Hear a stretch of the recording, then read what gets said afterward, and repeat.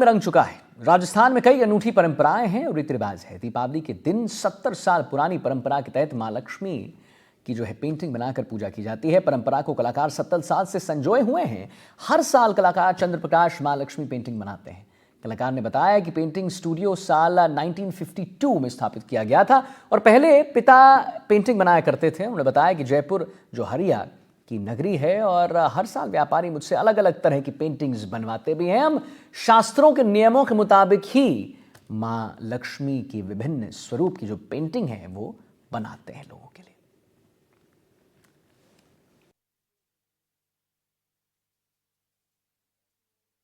राजधानी जयपुर दीपावली के रंग में पूरी तरह से रंग चुकी है और चूंकि राजस्थान एक ऐसा प्रदेश है जहां पर अलग अलग तरह की संस्कृति, कला और साहित्य का जो संगम है वो देखने को मिलता है। इसी तरह राजस्थान में दीपावली पर भी कई अनूठी परंपराएं हैं। एक ऐसी ही परंपरा है पेंटिंग से माँ लक्ष्मी की पेंटिंग की पूजा करने की, जिसको चंद्रप्रकाश जी और उनका परिवार पिछले 70 सालों से परंपरा जो लगातार राजधानी जयपुर में चली आ रही है उसको संजो के उन्होंने रखा है अपनी कला के माध्यम से, अपने हुनर के माध्यम से। हमारे साथ इस वक्त चंद्रप्रकाश जी मौजूद हैं जो कि अभी एक पेंटिंग बना रहे हैं और कई अलग अलग तरह की जो पेंटिंग्स है वो बनाई जाती हैं। माँ लक्ष्मी के कई स्वरूपों की को वो उकेरते हैं अपनी कला के माध्यम से। चंद्रप्रकाश जी, आपको बहुत बहुत शुभकामनाएं दीपावली की। ये क्या परंपरा है, कब से चली आ रही है, किस तरीके से जो लोग हैं यहाँ पे पूजन करते हैं, थोड़ा समझाइए। दरअसल में सर ये महालक्ष्मी की पेंटिंग्स मैं तो करीब पिछले 25 सालों से बना रहा हूँ और उसके पहले मेरे फादर ये बनाया करते थे। तो मेरे फादर ने भी करीब ये 35-40 साल तक रेगुलर ये चित्र बनाए हैं और अब उनका स्वर्गवास 2001 में हो गया था और उसके बाद से निरंतर मैं ये पेंटिंग्स बनाता हूँ। और जयपुर के अंदर, चूँकि जयपुर क्या झोरी की नगरी है, तो यहाँ पे क्या कई उद्योगपति झोरी लोग हैं और कई और भी लोग हैं जो ट्रेडिशनल परिवार से हैं। वो हाथ से बनी लक्ष्मी से ही बनाना, पूजा करना पसंद करते हैं। तो उनका एक अलग मत होता है कि इसके अंदर लक्ष्मी के अंदर क्या, उनके अंदर और क्या चीज, पेंटिंग्स के अंदर और क्या अमूमन चेंज करना है। जैसे इसके अंदर है उल्लू बना हुआ है नीचे सवारी, और ये बैठी हुई लक्ष्मी है महालक्ष्मी और कमल पे बैठी हुई है। और साथ में इनके लक्ष्मी का यंत्र बनाया है कि जो लक्ष्मी का धन का यंत्र होता है। तो ये अपने अपने परंपरा होती है कि जयपुर के अंदर, पूरे हिंदुस्तान में शायद ये है कि जहाँ इस तरह की परंपरा कहीं होगी। तो अभी आप जैसे बता रहे हैं कि अलग अलग रूप है माँ लक्ष्मी के, तो जैसे एक ही रूप है और क्या रूप होते हैं? एक खड़ी लक्ष्मी बनती है। खड़ी लक्ष्मी के अंदर अपने नाम से कोई, जैसे किसी का पन्ने का काम है तो उस हाथों में से पन्ने निकालते हुए दिखाए हैं मैंने एक पेंटिंग में। और एक बनती है तांत्रिक के हिसाब से बनती है, गरुड़ के ऊपर लक्ष्मी बनती है, गरुड़ की सवारी के ऊपर। तो अलग अलग मान्यताओं के अनुसार जो वर्णित है शास्त्रों में, उसके अनुसार ये पेंटिंग्स बनती है हर साल लोग उन्हें लेते हैं। हर साल नई बनती है और नई बनने के बाद में उनको वो अपने हिसाब से क्या तो कहीं उनको करते हैं या बाकी मेरे से हमेशा नहीं बनवाते हैं वो। एक तस्वीर बनाने में, एक पेंटिंग बनाने में कितना समय आपको लगता है? मुझे करीब एक पेंटिंग में 3 से 4 दिन, मतलब दिवाली के 1.5-2 महीने तक मैं एक शुरू से ही काम, 2 महीने की मेरा काम चलता है हर साल दिवाली पे। तो किस तरीके से देखिए पूरा जो ये इनका काम है, जो इनकी हुनर है, उनका जो हुनर है उसके जरिए ये जो परंपरा है, ये जो अनूठा रीति रिवाज है, ये इसको निभाते आ रहे हैं, इसको संजो के रखा है और बता रहे हैं कि किस तरीके से अलग अलग रूप में माँ लक्ष्मी के जो पेंटिंग्स हैं वो ये बनाते हैं। लगभग 3 से 4 दिन का समय लगता है एक पेंटिंग को बनाने में। और चूंकि जयपुर जोहरियों की नगरी है, यहाँ पर जोहरियों का पूरा कारोबार है, भले ही वे सोने चांदी के आभूषण हो, चाहे हीरे और जो अलग अलग प्रकार के मानक पन्ने हैं उनका हो, तो जिस तरीके का जिसका कारोबार है और जो शास्त्रों के हिसाब से वर्णित है उसी हिसाब से जो पेंटिंग है वो बनाई जाती है, इसकी पूजा होती है और हर साल ये नई पेंटिंग बनाई जाती है। लगभग 70 साल से ये इस पूरी परंपरा को निभाते आ रहे हैं। इनसे पहले इनके पिताजी निभाते थे, अब ये इस परंपरा को निभा रहे हैं और आगे भी इसी तरीके से जो परंपरा है ये चलती रहेगी। कैमरामैन निर्मल कुमार के साथ विश्वास शर्मा, एनडीटीवी।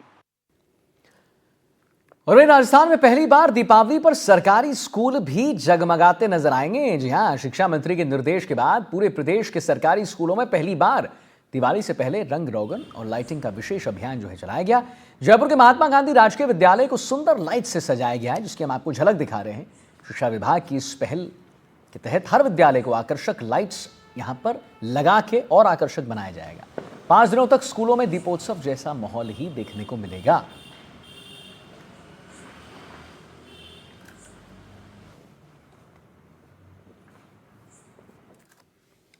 वही राजसमंद के नाथद्वारा में श्रीनाथ जी मंदिर में दीपावली के अगले दिन खेरखे पर अनोखी परंपरा निभाई जाती है।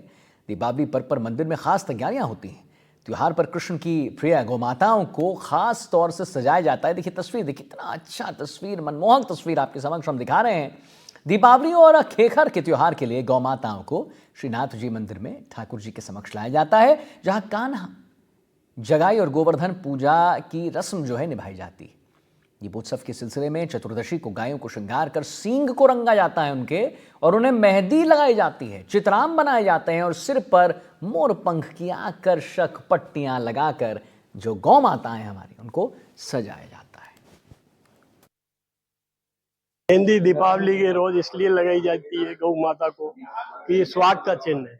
मेहंदी लगाने से ठाकुर जी के सामने ये जाएंगे, स्वागल गौ माता कहलाएंगी, ठाकुर जी खुश होएगा। बड़ी सज धज के आई है गौ माता। मोर पीछ लगाने का मतलब ये ठाकुर जी को मोर पंख बहुत प्रिय है, ये निष्काम भक्ति के भाव से मोर पंख।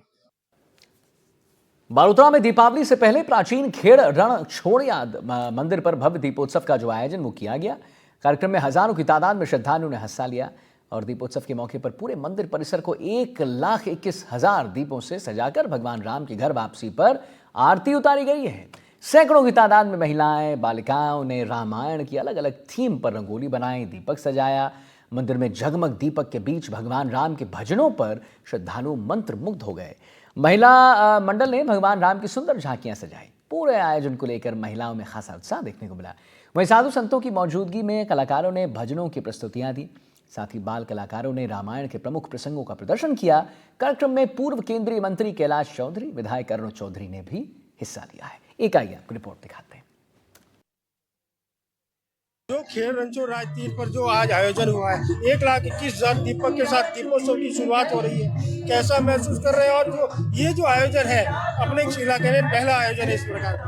रणछोड़राय तीर्थ खेड़ के अंदर सनातन का अद्भुत दृश्य यहाँ पर देखने को मिल रहा है और लगभग 1.25 लाख दीपक से दीपोत्सव के रूप में यहाँ पर दीपावली को मनाने का जो कार्यक्रम किया गया है, जिसके अंदर रक्षाबंधन के पर्व पर यहाँ पर ट्रस्ट के द्वारा जो ये आयोजन किया गया, जिसमें हजारों श्रद्धालु आज यहाँ आकर अपने आप को गौरवान्वित महसूस कर रहे हैं कि हम सनातन से जुड़े हुए हैं और हम सनातनी हैं। आज यहाँ पर भगवान राम के जो जिस तरह से झांकी बनी और उसके साथ ही 1 लाख से अधिक दीपक यहाँ पर लगाकर और ये दीपोत्सव बना गया, तो मैं पूरे ट्रस्ट को बहुत बहुत धन्यवाद देना चाहता हूँ कि इतना शानदार आयोजन किया गया और भगवान श्री राम का जिस तरह से यहाँ पर दृश्य बताया कि असत्य पर सत्य की जीत का जिस प्रकार से झांकी का मंचन भी किया गया, तो बहुत शानदार अद्भुत ये कार्यक्रम हुआ और इसके लिए मैं सबको इनको बहुत बहुत बधाई देता हूँ और धन्यवाद देना चाहता हूँ। बिल्कुल अयोध्या जैसा दृश्य देखने को मिला है। विधायक अरुण चौधरी हमारे साथ है। पूरा माहौल धर्ममय हो गया है, अयोध्या जैसा माहौल है। कल नहीं परसों दीपावली है, लोगों में काफी उत्साह है। इस आयोजन को लेकर क्या कहेंगे और दीपावली खासतौर पर दीपोत्सव को लेकर? ऐसा है कि रणछोड़राय खेड़ भगवान का मंदिर इस पश्चिमी राजस्थान की नींव का पत्थर है। यह मंदिर आदिकाल से आज दिन तक लोगों की आस्था और विश्वास का प्रतीक है और जिस प्रकार अंधकार से उजाले का प्रतीक यह दीपों का त्योहार, दीपोत्सव, दीपावली, और इस अवसर पर आज इस रणछोड़राय भगवान खेड़ के मंदिर में जिस प्रकार लाखों दीप जला करके और यहाँ पर दीपावली का त्योहार का शुभारंभ किया गया, और मैं धन्यवाद देता हूँ हमारे यशस्वी मुख्यमंत्री भजनलाल जी शर्मा साहब को कि उन्होंने बजट वर्ष 2023-24 के तहत और अभी बजट जो है इसी बजट के अंदर उन्होंने जो है यहाँ के लिए लगभग 4.5 करोड़ रुपए के लगभग जो घोषणा की है। मैं धन्यवाद देता हूँ हमारे मुख्यमंत्री महोदय को कि उन्होंने जन भावना और हिंदू धर्म की भावना और हमारे इस मरुद्रा क्षेत्र के हर जन जन की आवाज को सुना और इस क्षेत्र के अंदर इस मंदिर के विकास हेतु जो पैसे दिए उसके लिए मैं तहे दिल से उनका बहुत बहुत हार्दिक स्वागत और अभिनंदन करता हूँ।